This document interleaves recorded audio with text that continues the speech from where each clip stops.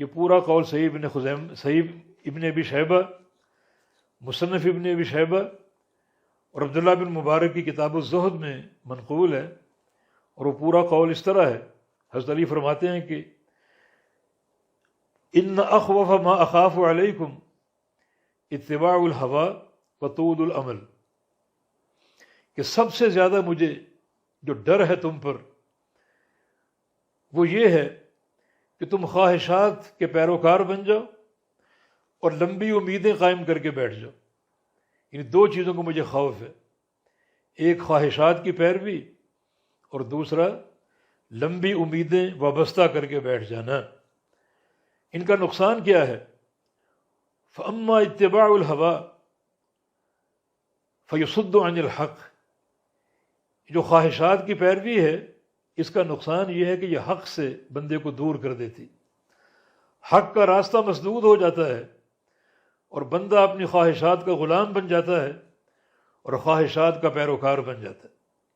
حالانکہ اتباع تو کتاب و سنت کا حق ہے، اللہ کی وحی کا حق ہے، مگر وہ وحی الہی کی پیروی کی بجائے اپنی خواہشات کا پیروکار بن جاتا ہے، تو یہ نقصان ہے اتباع ہوا کا۔ بندہ خواہشات کی اتباع کر کے حق سے دور اور غافل ہو جاتا ہے اور حق کا راستہ مسدود ہو جاتا ہے۔ وَأَمَّا طُولُ الْعَمَلِ، اور جو لمبی امیدیں ہیں اور تمنائیں ہیں ان کا نقصان کیا ہے؟ فَيُنْسِ الْآخِرَةَ، یہ بندے کو آخرت بھلا دیتی ہیں۔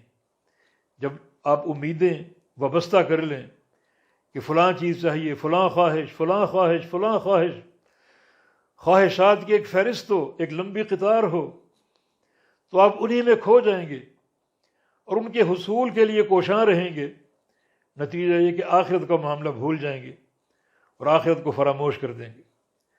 تو خواہشات کی اتباع کا نقصان حق سے دوری، اور لمبی خواہشات وابستہ کرنے کا نقصان آخرت کو بھلا دینا اور آخرت کو فراموش کر دینا۔ آگے فرماتے ہیں کہ الا وان الدنیا ارتحلت مدبرۃ، کہ دنیا جو ہے وہ کوچ اختیار کیے ہوئے چل رہی ہے، دوڑ رہی ہے، لیکن دوڑ کس طرح رہی ہے؟ مدبرہ، پیٹ پھیر کر، جیسے ایک چیز واپس جا رہی ہو۔ ارتحلت الدنیا مدبرۃ، کہ دنیا کا سفر قائم ہے پیٹ پھیرنے کی صورت میں۔ وارتحلت الآخرۃ مقبلۃ، اور آخرت کا سفر بھی قائم ہے تمہاری طرف آنے کے لیے۔ یہ دنیا کا سفر قائم جاری ہے واپسی کا، اور آخرت کا سفر جاری ہے تم تک پہنچنے کا۔ تو سفر دنیا کا بھی چل رہا ہے اور سفر آخرت کا بھی چل رہا ہے۔ دنیا کا سفر اس طرح ہے کہ واپس پلٹ رہی ہے، واپس لوٹ رہی ہے، مانا تم سے دور ہو رہی ہے، تم سے چھینی جا رہی ہے۔ اور سفر آخرت کا بھی جاری ہے، اور وہ اس طرح کہ وہ تمہارے قریب آتی جا رہی ہے اور تم تک پہنچنے والی ہے۔ تو دنیا کا سفر بھی ہے، آخرت کا سفر بھی ہے۔ دنیا کا سفر واپسی کا ہے اور آخرت کا تم تک پہنچنے کا اور تم تک آنے کا۔ وَلِكُلِّ وَاحِدَةٍ مِّنْهُمَا بَنُونَ، اور دونوں میں سے ہر ایک کی اولادیں ہیں۔ اولادوں کو مانا پیروکار، تعلق دار۔ کچھ وہ لوگ ہیں جو دنیا کے بیٹے بن گئے اور کچھ وہ لوگ جو آخرت کے بیٹے بن گئے۔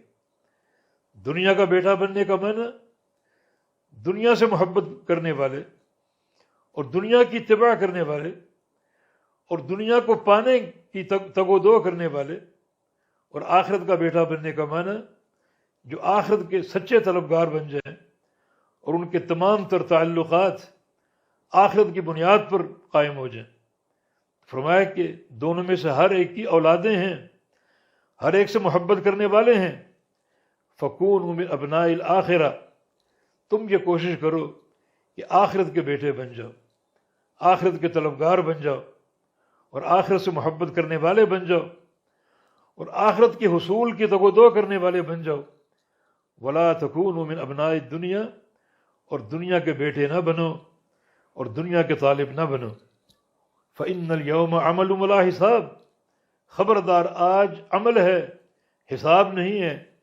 وَغَدًا حِسَابٌ وَلَا عمل، اور کل حساب ہوگا، عمل نہیں ہوگا۔